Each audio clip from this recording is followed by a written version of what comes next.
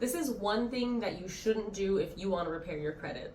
One of the number one mistakes I see is paying off the wrong types of debt, thinking that's going to raise your scores. A lot of people will pay off fixed loans like a car loan, personal loan, with the goal of thinking that's going to make their scores higher. Unfortunately, that's not the case. And one of the things that impacts your score is the average age of open accounts on your report. So once it's paid off and it's closed, it's going to adversely impact that average age of open accounts. So I think one thing that everybody should do is have a credit card open and make sure they leave it open for a very long period of time. You want to keep it active, so use it at least once every 6 months.